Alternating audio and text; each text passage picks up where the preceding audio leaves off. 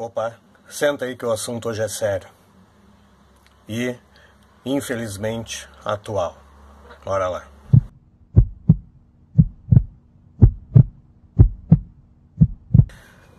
O assunto hoje diz respeito aí às manifestações que aconteceram aí no último domingo, dia 19 de abril de 2020, período da quarentena, onde a gente viu aí várias manifestações pedindo o fim do isolamento, pedindo o fim da quarentena e, mais do que isso, pedindo o AI-5.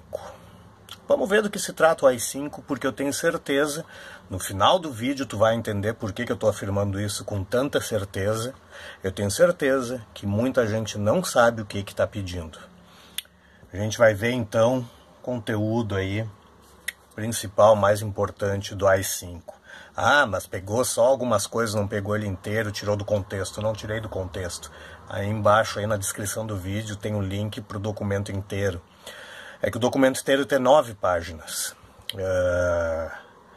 Então o vídeo, que o vídeo vai ficar muito longo, e outra que nessas 9 páginas, como, né, é uma lei, então tem muita coisa técnica, muito preâmbulo e tal, então não precisa a gente ler inteiro. Vamos ler o que nos interessa aí, o que interessa saber, não nos interessa, né? Vamos ver o que nos interessa saber sobre o AI-5, Ato Institucional número 5. O AI-5 foi outorgado, né? Foi imposto numa sexta-feira 13 de dezembro de 1968, durante a vigência aí do governo do presidente Marechal, ditador, né, Marechal Arthur da Costa e Silva. Vamos colocar os pingos nos is. Então ele tem lá nas suas 9 páginas, as 2 primeiras páginas aí são aqueles considerandos, né, o contexto, onde vai explicar o contexto, vai tentar justificar o porquê dessa lei, né. Então, considerando o contexto brasileiro, considerando, né, tem vários considerandos aí. Tá? Vamos direto para os artigos, vamos direto para o que ele determina. Primeiro artigo, ele diz que, né, a Constituição está mantida e tal, Constituição, né, de 1967. Artigo 2º, agora vem o que nos interessa. O presidente da República poderá decretar o recesso do Congresso Nacional, das Assembleias Legislativas e das Câmaras de Vereadores por ato complementar em estado de sítio ou fora dele, só voltando os mesmos a funcionar quando convocados pelo presidente da República. Então, a qualquer momento, não precisa nem ter estado de sítio, a qualquer momento, o presidente da República poderia acabar com todos os legislativos, municipal, estadual e federal, e só voltariam a funcionar quando ele quisesse. E aí tem os incisos aí, né, dizendo que se isso acontecesse, os vereadores, deputados, senadores e tal receberiam seu salário fixo, enfim. Tá? Aí tem os incisos, não nos interessa muito. Artigo 3º diz que o presidente da República, no interesse nacional, não especificando o que é interesse nacional, poderá decretar a intervenção nos estados e municípios sem as limitações previstas na Constituição. Ele passa por cima da Constituição conforme ele quer, alegando, como diz ali, interesse nacional, o que é absolutamente subjetivo, porque não diz aqui. Qualquer coisa, acordando o dia com a guampa torta, ele pode alegar interesse nacional. Artigo 4º. No interesse de preservar a revolução que ele diz aqui é o golpe de 64, tá? E a ditadura.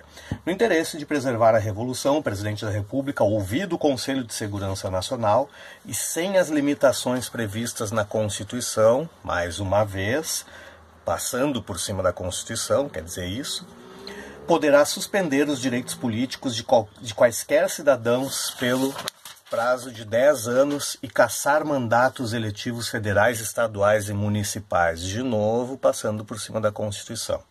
Tá? Artigo 5º. A suspensão dos direitos políticos com base nesse ato importa simultaneamente em cessação do privilégio de foro por prerrogativa de função, suspensão do direito de votar e de ser votado nas eleições sindicais, proibição de atividades ou manifestação sobre assuntos de natureza política, proibição de se expressar sobre política. Pessoal que está gostando de ir para a rua, inclusive pedir o AI-5, deveria saber que não vai mais poder pedir. Aplicação, quando necessária, das seguintes medidas de segurança. Quando necessária, também não explica quando que é necessária. Então dá brecha, dá margem a qualquer coisa. Não está escrito aqui em que casos. Tá? Então, aplicação quando necessária das seguintes medidas de segurança: liberdade vigiada, proibição de frequentar determinados lugares, não diz quais também, domicílio determinado. Primeiro, inciso, né? O ato que decretar a suspensão dos direitos políticos poderá fixar restrições ou proibições relativamente ao exercício de quaisquer outros direitos públicos ou privados. Tá entendendo, né?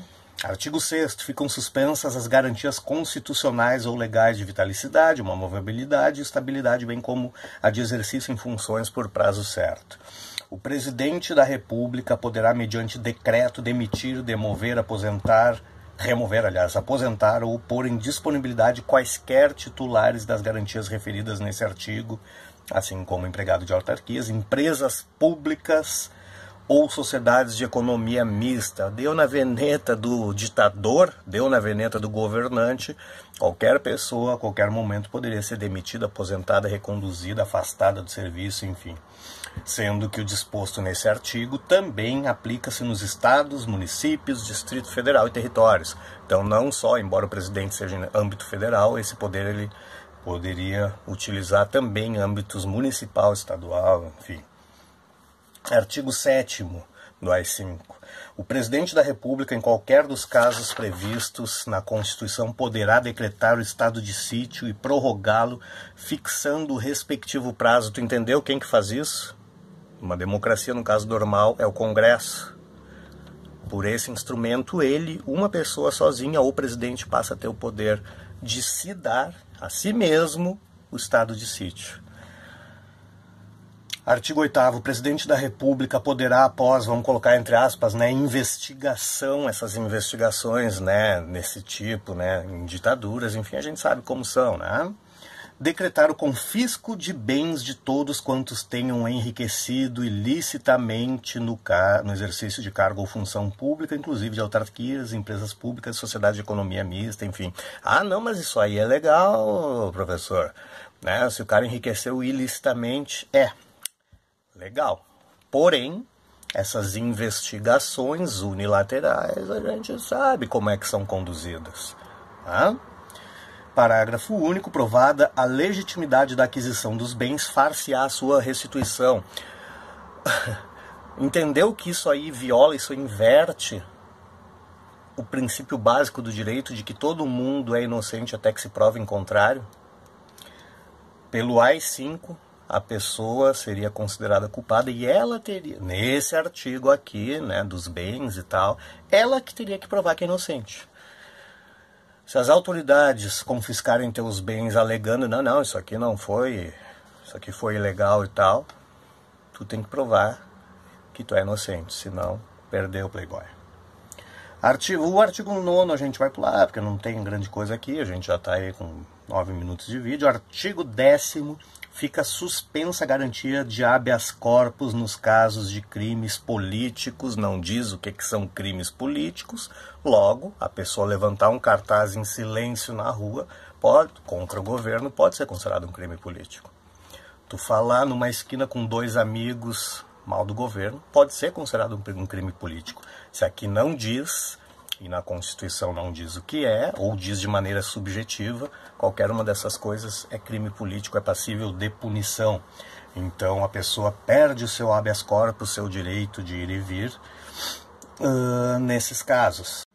Tu entendeu agora por que eu afirmei lá no início do vídeo que tem gente que não sabe o que está pedindo? Na mesma manifestação que pedia AI-5, tinha gente contra, né, querendo o fim do isolamento, o fim do confinamento, gente pedindo, lutando pelo direito de ir e vir.